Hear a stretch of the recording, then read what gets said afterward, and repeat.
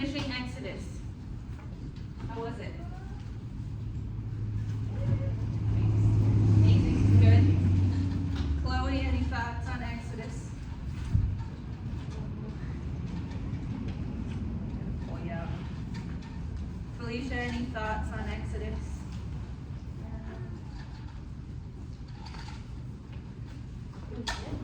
It's good. All right, good. That's good. I'm glad you liked it.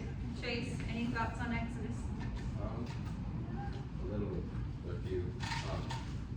So I saw something just like scrolling on Instagram. It's like a I don't know, some Christian guy, and he's like trying to like a comment that somebody made of like why is God in the Old Testament like all partial mean and stuff.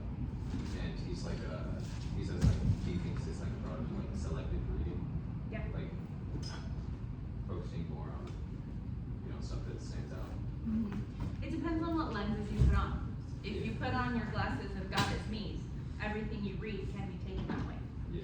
Well, not everything, but you could go that way. Yeah. Okay, Jackson, anything stand out to you?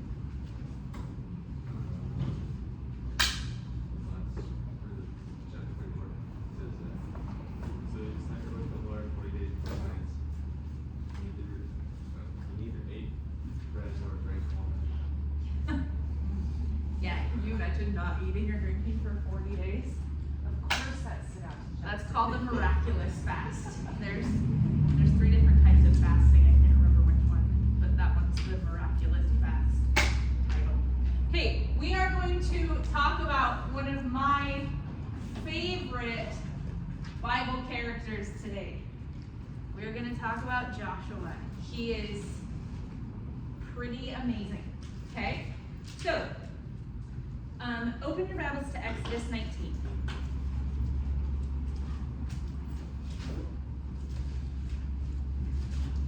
Exodus 19.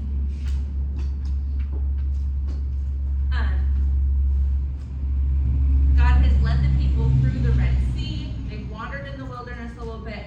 They are now camped by Mount Sinai. This is pretty far south. I don't have my notebook. On those maps I gave you last week, if you have them, you can see like the Sinai wilderness. It's pretty far south on that little like triangle down. So we're going to back up. We're not going to talk about Joshua yet. We're going to talk about, so God makes this giant covenant with the people of Israel, and he structures it like a Jewish marriage. So how it works, go to verse 19. In the 3rd month, chapter 19, verse 1. In the 3rd month, after the sons of Israel had gone out of the land of Egypt, on that very day they came into the wilderness of Sinai. So they've been walking for 3 months. They've been traveling for 3 months. 3 months since they left Egypt. When they set out from Rephidim, they came to the wilderness of Sinai and camped in the wilderness. And there Israel camped in front of the mountain. Moses went up to God, and the Lord called to him from the mountain, saying, Thus you shall say to the house of Jacob, and tell the sons of Israel, You yourselves have seen what I did to the Egyptians, and how I bore you on eagle's wings and brought you to myself. Now then, circle this, underline it, whatever you need to do. If you will indeed obey my voice and keep my covenant, then you shall be my own possession among all the peoples, for the earth is mine, and you shall be to me a kingdom of priests and a holy nation. So God comes to them and offers them a giant if-then proposition. If you will do this, then I will do this. Let's pray. I forgot. Lord, thank you for today. Lord, thank you for your word. I pray that you give me wisdom as we dive into this, Lord, that you will speak through me. Lord, I'm prepared, but I ask that you share what you have to say today. Lord, I pray that you speak to our hearts and encourage us in your word. In Jesus' name, amen. So scripture is full of if-then statements, where God says, if you do this, then I will do this. If you act this way, then I will do this. If you do this, I will do this. All over. I started like circling them, and it's amazing how many places you find an if-then statement from the Lord. If, then. So what does he say? He says, if you will indeed obey my voice. Okay, so Moses is on top of this mountain, okay? We have Sinai mountain. Moses is at the top. And God comes to him and says, if you will what? What does it say? If you obey my voice, what else? My covenant. Keep my covenant.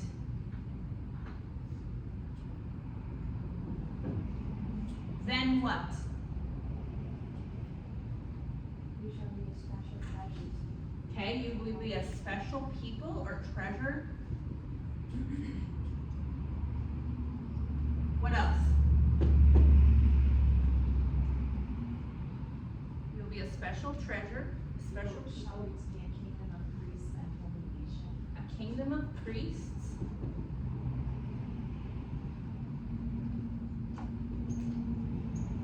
And a holy nation.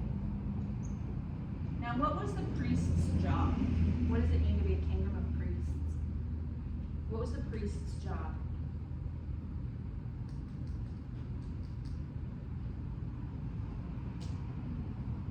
Any thoughts? What was the priest's job? Teaching? Teaching? Yeah. Yeah, I was gonna say. Teaching.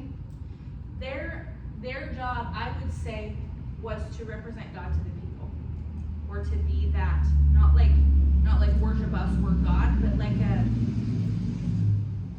showing the example of what it means to walk with God. So when he says you're a kingdom of priests, the other nations are going to look at you and go, you are an example of what it looks like to walk with God. That's how I would take that. Okay? And there's massive like studies on it you can do about being a kingdom of priests. So, if you obey my voice and keep my covenant, then you'll be a special people, kingdom of priests, holy nation. So, going back to the Jewish marriage, the wedding ceremony, when a guy was interested in a girl, okay, we've got Hudson here. He's madly in love with this really cute girl, okay? In our culture, he would go ask her out, get to know her, do all that, then he'd propose, he would work that. He'd probably talk to her dad and be like, hey, are you okay with me dating your daughter? Jackson's laughing. He's like, oh dear. All right, so, but in the Jewish culture, Hudson would go to the girl's dad, who would then go to her, and they would talk. He would say, this would be my offer.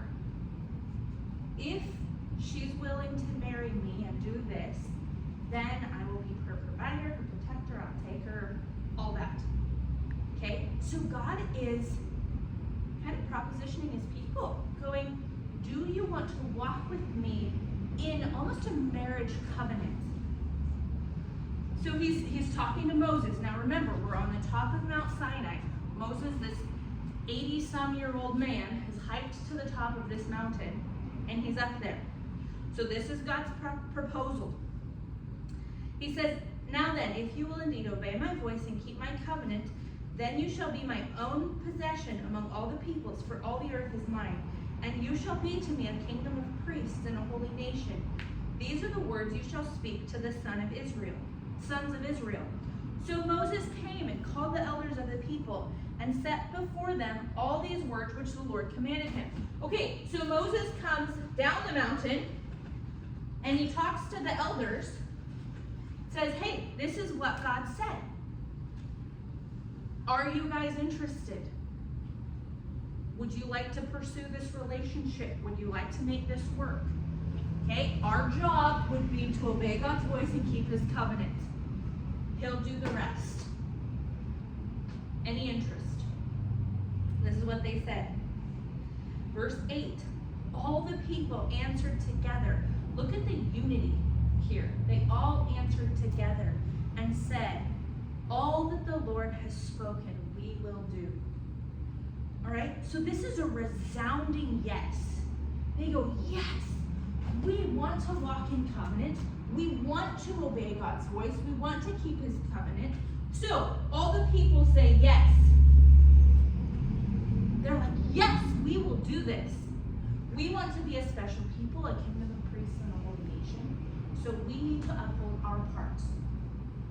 We will need to obey God's voice and keep his covenant. So this is like the proposal, the wedding ceremony, or the like engagement ceremony, right?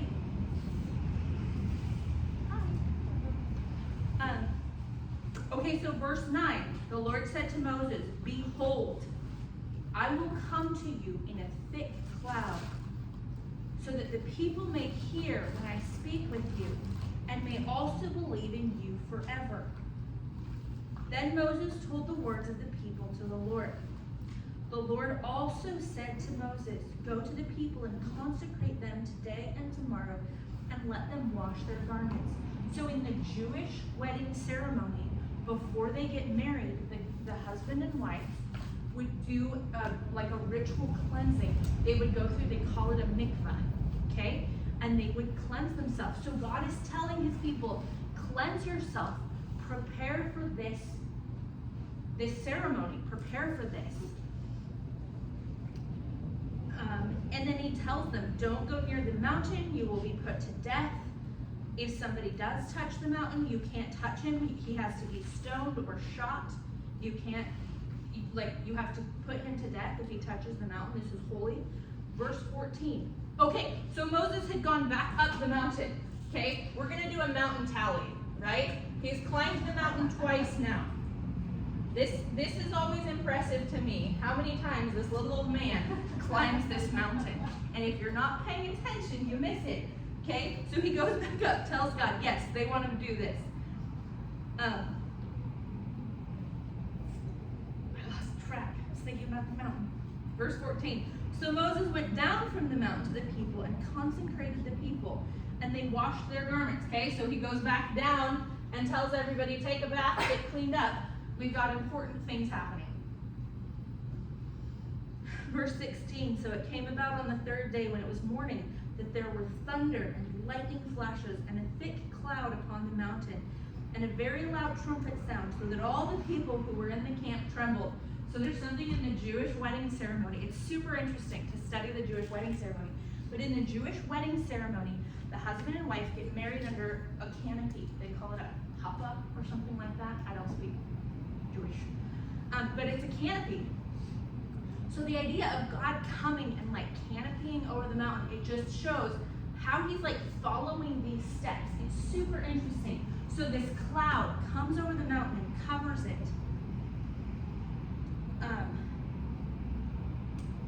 End of verse 16, so that all the people who were in the camp trembled.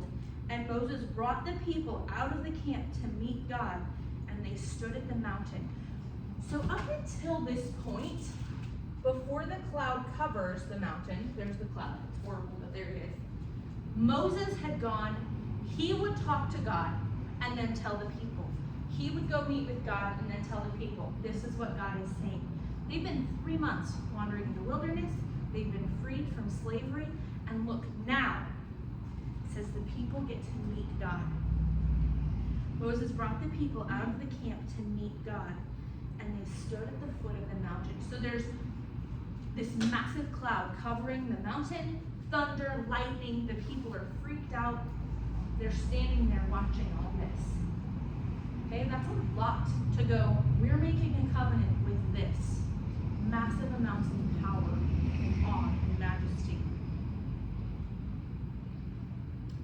Now Mount Sinai was all in smoke because the Lord descended upon it in fire.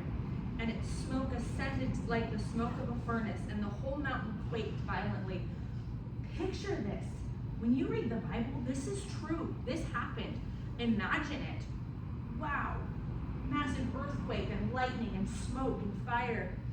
When the sound of the trumpet grew louder and louder, Moses spoke, and God answered him with thunder. Can you imagine the people going, wow, Moses is kind of a big deal. He can talk to God, right? Moses spoke and God answered with thunder. The Lord came down on Mount Sinai to the top of the mountain, and the Lord called Moses to the top of the mountain, and Moses went up. Okay, so this is his third time climbing this mountain. He's got to be tired, right? Verse 20, the Lord came down on Mount Sinai to the top of the mountain, and the Lord called Moses to the top of the mountain, and Moses went up. Then the Lord spoke to Moses, go down and warn the people so that they do not break through to gaze, to the Lord to gaze, and many of them perish. Also, let the priests who come near to the Lord consecrate themselves, or else the Lord will break out against them. They have to be clean to be before the Lord. Moses said to the Lord, the people cannot come up to Mount Sinai, for you warned us, saying, set bounds around the mountain and consecrate it. Moses doesn't really feel like hiking back down the mountain. He's like, the people can't. We set up boundaries. They won't. Then the Lord said to him, go down and come up again. You and Aaron with you, but do not let the priests and the people break through to come up to the Lord, or he will break forth upon them. So the Lord went down to the people and told them. Okay? So he goes back down and gets Aaron and comes back up. 4 times, climbing the mountain. This is the marriage contract. So after a guy pitched the idea to a girl of like, hey, can we get to know each other? Do you want to get married? Then they would write up a marriage contract. So Hudson would go to his girl and go, this is everything I promised to do for you. And this is what I would expect from you. I will provide for you. You make me dinner. I will make sure you have a house. You raise the kids. I will make sure. Okay, he would go to her with this contract. So the 10 Commandments are part of this contract, this marriage contract. God says, keep my covenant. This is where the 10 Commandments come in. All right? The 10 Commandments are part of God's agreement of obeying his voice and keeping his covenant. So he tells Moses, all right?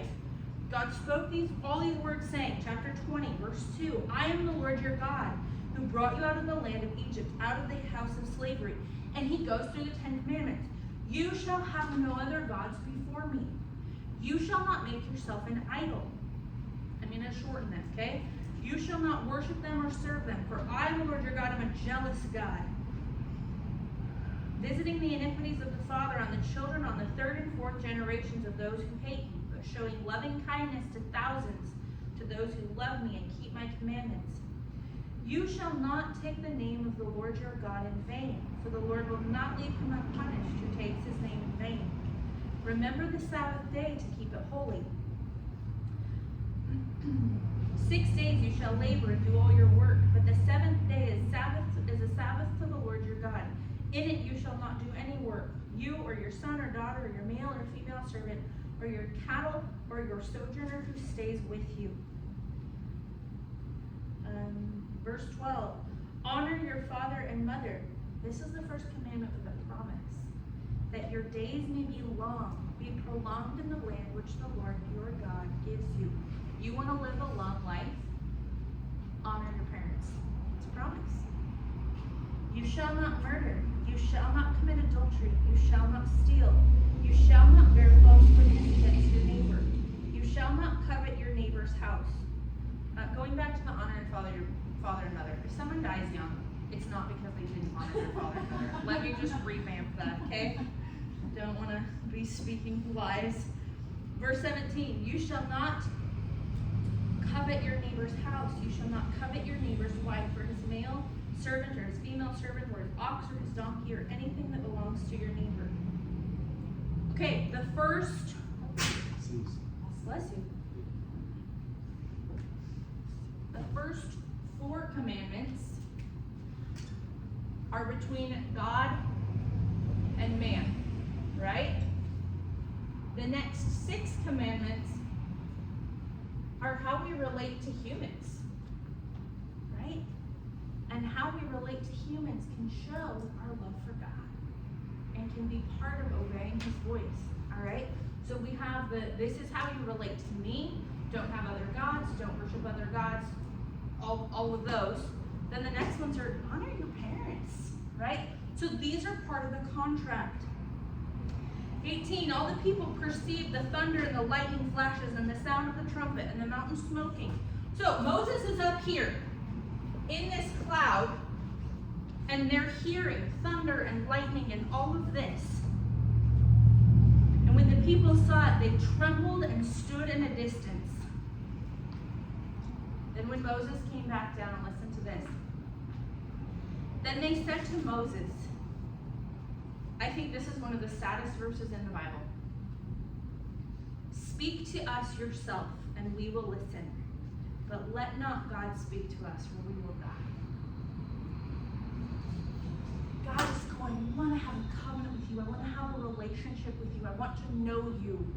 And they go, you're scary. Talk to Moses, or we're going to die. They were right on one thing. They recognized God's holiness. But how sorrowful to go, we're scared of you. We don't want to talk to you. We don't want to hear your voice. Think of what they missed. Think of everything they missed because they said no.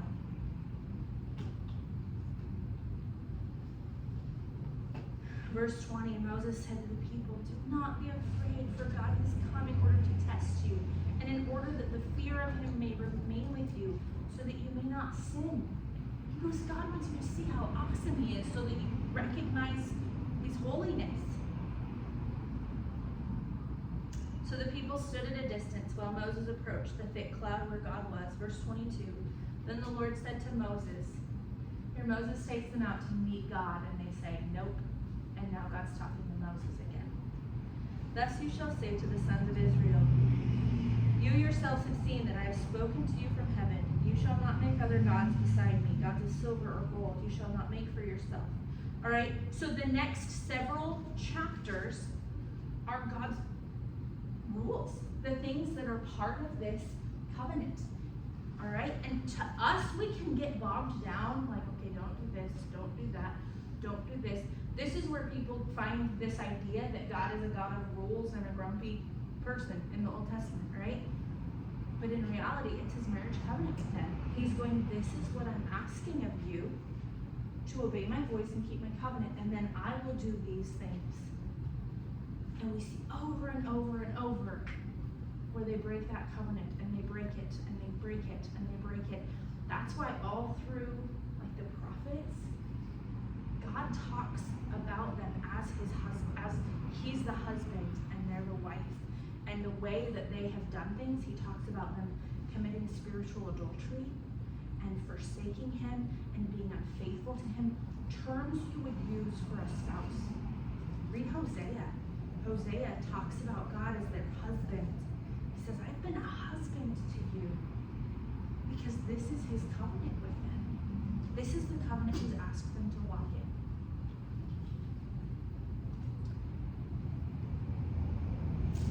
So what? Okay, go to chapter 23, verse 10. So all of this, it's a whole bunch of rules, right? It's all part of this long marriage covenant. This is the sign of the covenant. Verse 10, you shall sow your land for 6 years and gather in its yield, but on the 7th year you shall let it rest and life follow, so that the needy of your people may eat, and whatever they leave the beasts of the field may eat. So you plant and harvest 6 years, and then you let the ground rest. Anything that shoots up, people can harvest and use and eat, but you don't plant. You take a Sabbath year.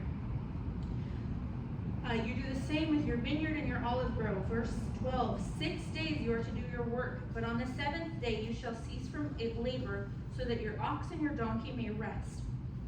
And the son of your female slave, as well as your stranger, may refresh themselves. You give your servants a day off. Now concerning everything which I have said to you, be on your guard, and do not mention the name of other gods, nor let them be heard from your mouth. So, the sign of this covenant, remember we talked about how every covenant has a sign. The sign of this covenant is Sabbath. You work for 6 days, and you take the 7th day off. Now, the Jewish Sabbath is Saturday. Our culture is Sunday. My dad's a pastor. His Sabbath is usually Monday because he works on Sunday. So he tries to take Monday as his Sabbath. All right? So God doesn't say it has to be this day. I prefer to take Sunday because culturally that's when our Sabbath is. But God tells us rest. You could study this out for like a decade, the amount of importance of Sabbath. Just for our body, having a day of rest, all that. So yes, it's a sign, but it's also an incredible benefit. It's a wonderful thing, okay? So, what does this have to do? Let's finish the ceremony. Verse 24. You want a cool random side note that you maybe missed in Exodus? Go to chapter 23, verse 20. Behold, I'm going to send an angel before you. Do you guys, when you picture the Exodus story, picture an angel going before them? I don't. I read this and like, right, I forgot about that. It's not in most of the little kid Bible books, right? So there's an angel that goes before them and guards them, and it's mentioned multiple times throughout Exodus. God says, I'm going to send my angel before you. Go back and find that. It's really cool. Go to chapter 24. Then he said to Moses, come up to the Lord, you and Aaron. Okay, you're up number 5, right? 5 times up the mountain. This time he tells them, bring some of the elders, right? Come up to the Lord. You, Aaron, Nadab, Abihu, and the 70 of the elders of Israel, and you shall worship at a distance. So after a marriage, they would have a feast. And this is what's happening now. Moses alone, however, shall come near to the Lord, but you shall not come near, nor shall the people come up with him. Then Moses came and recounted to the people all the words of the Lord, and all the ordinances, and all the people answered with one voice and said, all the words which the Lord has spoken, we will do. This is like in the wedding ceremony, where it says, do you so-and-so take so-and-so to be your lawfully wedded wife? I do. They say, I do. We will do all of this. Moses reads them all the laws, the rules. They go, yes, we will walk in this covenant. We will do this. Moses wrote down all the words of the Lord, verse 4. Then he arose early in the morning and built an altar at the foot of the mountain with 12 pillars for the 12 tribes of Israel. And they seal the covenant with blood, right? They bring a peace offering, they bring animals, they bring bulls. Covenants are often sealed with blood. So they seal this one with blood. Verse 7. Then he took the book of the covenant and read it in the hearing of the people, and they said, all that the Lord has spoken we will do, and we will be obedient. Verse 8. So Moses took the blood and sprinkled it on the people and said, behold the blood of the covenant, which the Lord has made with you in accordance with all these words. Then Moses went up with Aaron, Nadab, and Abihu, and 70 of the elders of Israel. Underline this verse. This should just give you chills. And they saw the God of Israel. Whew. And under his feet there appeared to be a pavement of sapphire, as clear as the sky itself. Yet he did not stretch out his hand against the nobles of the sons of Israel. And they saw God, and they ate and drank. You should have pretty hardcore goosebumps right now. These men see God. They see him. How does this work? I don't know. Because typically people, if they see God, they tend to die because of his holiness. But they sit down and they not only see God, but look at this. And they ate and drank. Do you think you could just sit there hanging out with God and eating? I feel like I would be a little distracted and be like, I think I'll pass. But they seal the covenant with a wedding feast. They have this feast. It's Aaron, Abihu, and 70 of the elders. Nadab. Okay, so there's like 74 guys up there just eating and drinking this feast with God. Not what you think of when you think of Exodus. Now, this is why I love this book. Okay, now the Lord said to Moses, come up to me on the mountain. I think this is maybe 6, possibly 7, okay? Come up to me on the mountain. And Moses was, sorry, I lost my place. And remain there, and I will give you the stone tablets with the law and the commandment which I have written for their instruction. So this is when Moses gets the 10 commandments, these stones that he ends up breaking later. Verse 13, This is how we get to Joshua. So Moses arose with Joshua his servant, and Moses went up to the mountain of God. But to the elders he said, wait here for us. Us? So who is with him? Joshua is with him. He said, wait here for us until we return to you. And behold, Aaron and Hur are with you. Whoever has a legal matter, let him approach them. Moses went up to the mountain, and the cloud covered the mountain. The glory of the Lord rested on Mount Sinai, and the cloud covered it for 6 days. Silence for 6 days. And on the 7th day, he called to Moses from the midst of the cloud. There will be times in your life where you have to wait. You hear God give you a direction, come up to the mountain, and then there's silence for 6 days. And then God will speak. Those are brutally hard, 6 days. Verse 17, and all the eyes of the sons of Israel, to the eyes of the sons of Israel, the appearance of the glory of the Lord was like a consuming fire on the mountaintop. And Moses entered the midst of the cloud as he went up to the mountain. And Moses was on the mountain 40 days and 40 nights. So what does this have to do with Joshua? I'm sure a lot of you think Joshua enters the picture in the book of Joshua, right? All of a sudden we're introduced to this guy. Joshua walks through every single event of the children of Israel. He starts as a slave in Egypt. Okay, how do you know that? Go to Exodus 17, 8 through 16.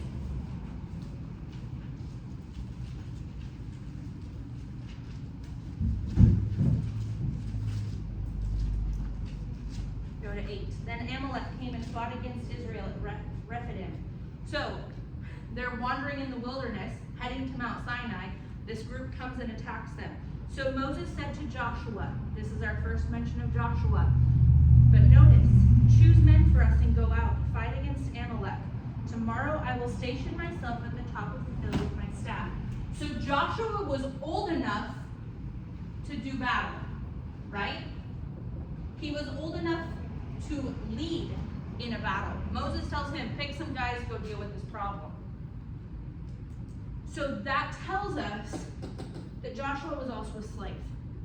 Because Moses didn't take him with him when he went to Egypt, right? Joshua was there. So Joshua saw all the 10 plagues. Joshua saw all of this stuff with Egypt happen. He helped plunder Egypt. He's been wandering in the wilderness. He's seen God provide water from rocks.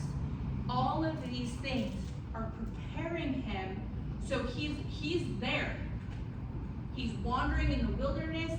They're being fed with manna. Right? All of these things, Joshua is there. Yeah. So just to clarify, you're saying he was a slave in Egypt, right? Okay. Yeah, I don't know where else he would have come from, honestly. Like that, this is the first mention of him. So I guess I'm taking creative license, but I don't know where else he would have come from. Because Moses didn't take him with him from Midian. So Joshua is seeing all of this, okay? Joshua is there at the wedding feast, or he's there for the wedding covenant.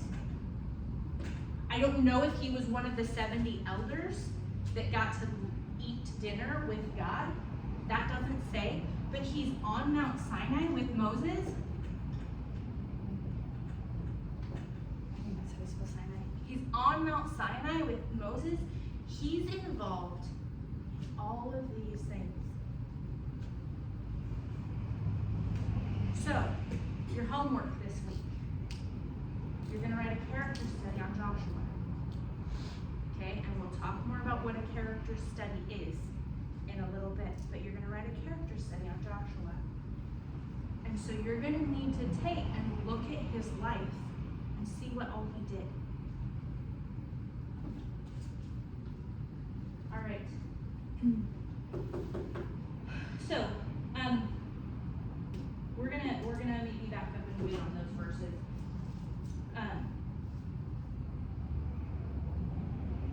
Sorry. Go to Joshua 24, 14 through. No, we're not going there yet. Back up. So here's my question for you.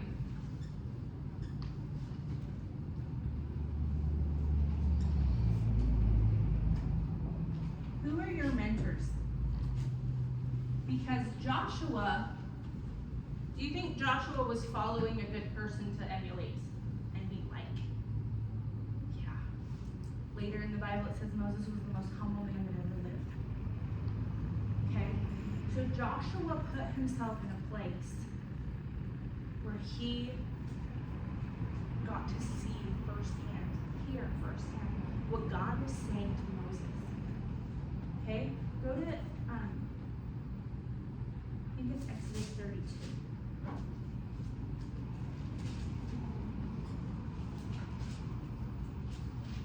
I'm gonna find it here, sorry. He was on the mountain with Moses, 32:7. I have a whole bunch of verses about him. So they're up on the mountain. Yeah, we're gonna just continue. They're up on the mountain. Go to chapter 32, verse 1. Now, when the people see that Moses still had delayed to come down from the mountain, so they had just made this massive covenant with God, right? Moses is up here for 40 days. Well, maybe 47, because on the 6th day God called him. I'm not sure. We're going to just say 40. He was up there for 40 days. Now when the people saw that Moses delayed coming down from the mountain, the people assembled about Aaron and said to him, "Come, make us a god who will go before us. As for this Moses, the man who brought us up from the land of Egypt, we do not know what has become of him." Aaron said to them, remember Aaron sat at the feast and saw God? Look how quickly he changes. Aaron said to them, "Tear off the gold rings which are in the ears of your wives, your sons, and your daughters, and bring them to me." Verse 4, he took this from their hand and fashioned it with a graving tool and made it into a molten calf. And they said, "This is your God, O Israel, who brought you up from the land of Egypt." Now when Aaron saw this, he built an altar for it, and Aaron made a proclamation and said, "Tomorrow shall be a feast to the Lord." So the next day they rose early and offered burnt offerings and brought peace offerings. And the people sat down to eat and drink and rose up to play. Then the Lord said to Moses, "Go down at once, for your people, whom you brought up from the land of Egypt, have corrupted themselves." So Aaron sees God. He eats dinner in the presence of God. And then, I'm not even going to try to draw a cow. And then they're like, "Hey, we're feeling a little insecure about this relationship with God, and we don't know where Moses went, so can you make us a god?" And he's like, "Sure. Right? I just want to be like, Aaron, what is your problem?" Okay, and then God just says, like, "Go down, your people are going crazy." Verse 10. Verse 9, and the Lord said to Moses, "I've seen this people, and behold, they are an obstinate people. Now then, let me alone, that my anger may burn against them, and I may destroy them, and I will make of you a great nation." And Moses says, "Look, if you do that, all the nations who have been watching this people group will see, and that will put your character in a bad light," is kind of more or less what he says, right? Verse 14, so the Lord changed his mind about the harm which he had said he would do to his people. Then Moses turned and went down from the mountain with the 2 tablets of the testimony in his hand, tablets which were written on both sides. So here's the covenant, 10 commandments that they have agreed to. The tablets, verse 16, were God's work, and the writing was God's writing engraved on the tablets. Now when Joshua heard the sound of the people as they shouted, he said to Moses, "There is a sound of war in the camp." So Joshua is on the mountain with Moses, and he goes, "Hey, it sounds like there's war." But he said, "It is not the sound of the cry of trumpet, nor the sound of cry of defeat, but but the sound of singing I hear. So Moses comes down and he breaks the 10 Commandments, like shatters them, doesn't sing, shatters the 10 Commandments, and he grinds up the gold calf and makes the people drink it, and deals with the problem. Go to Numbers. We're gonna take a break. I'm gonna find my verse that I'm specifically looking for, and then we're gonna come back and dive into Joshua more. Okay, we've kind of covered this stuff in Exodus, and then we're gonna look at Joshua more. So take about a 10-minute break.